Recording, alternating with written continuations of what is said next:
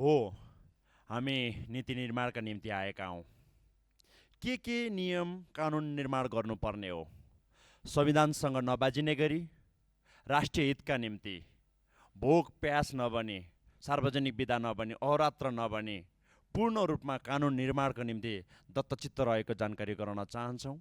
पूर्ण रूपले आजै कहाँ के सहमति दिनुपर्ने हो त्यो सहमति पनि दिन चाहन्छौँ र यो विषय अलिकति पनि दुविधा नरहन अनुरोध गर्न चाहन्छु।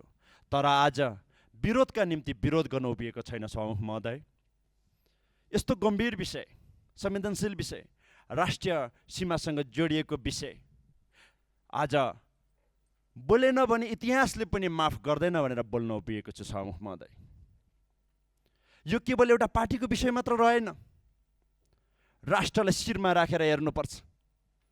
सत्तापक्षका माननीय सांसदज्यूहरू सहीलाई सही, गलतलाई गलत भनेर परिवर्तनशील नारा लिएर आउनुभएको थियो।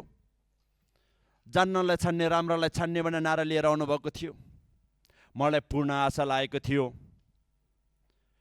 आज मुलुकको विषय बनेको छ, देशको परराष्ट्र सम्बन्धको विषय बनेको छ, देशको सुरक्षा सम्बन्धी विषय बनेको छ, राष्ट्रियताको विषय बनेको छ, देशको सिमानाको विषय बनेको छ। यति महत्त्वपूर्ण विषयमा, यस्तो राष्ट्रिय इस्युमा, मुलुकको इस्युमा प्रतिपक्षका सांसदहरू मात्र उभिने होइन।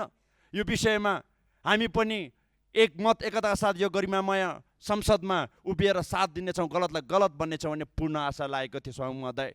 खबर केही छैन, तर सम्माननीय प्रधानमन्त्री दिनुभएको यो अभिव्यक्तिलाई तुरुन्त निर्कोल गर्नुपर्नेछ र यसको एकमात्र विधि भनेको सम्माननीय प्रधानमन्त्रीज्यूकै भाषा र शैलीमा यो गरिमामय सदन मार्फत उहाँले मुलुक र जनताप्रति भुलचुक माफी मागेर आफ्नो अभिव्यक्ति सच्याएर अगाडि बढ्नुपर्छ र यो कदम यथाशीघ्र अगाडि बढाएर यति महत्त्वपूर्ण बजेट सम्बन्धी र महत्त्वपूर्ण कार्यसूची सम्बन्धी छलफल गर्ने प्रारम्भ गतिरोध अन्त्य गरेर यो वातावरण निर्माणको निम्ति सभामुखसँग अनुरोध गर्न चाहन्छु। सभामुख महोदय, जेठ 15 गते अर्थ बजेट आयो, संसदमा आर्थिक विधेयक दर्ता भयो।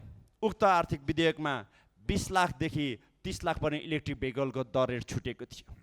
भोलिपल्ट मन्त्रालयको वेबसाइटबाट डिलिट भयो र फेरि अनि सदस्य छुट भनाइ भएर छट्याउनुस्। म छुट्याइहालेँ सभामुख महोदय। फेरि सच्याएर मन्त्रालयको वेबसाइटमा अपलोड गरियो। हामी त सोझो मान्छे, लागेको थियो मानवीय त्रुटि हो, टाइपिङ मिस्टेक हो। तर सभामुख महोदय, आज मिडियाभरि प्रश्न छन्, समाजमा प्रश्न प्रचार, बजारमा कोलाहल छ। यो त टाइपिङ मिस्टेक होइन रहेछ, नियतवश गरिएको रहेछ। आज भन्सारका कर्मचारी निलम्बित भइसक्नु भएको छ। सभामुखमा यति धेरै ठुलो चलखेल भएछ, यसलाई क्यासमा बदल्ने भने त एउटा भरियाले बोक्न नसक्ने रहेछ। यो त ठुलो ट्रक चाहिने रहेछ सभामुख महोदय।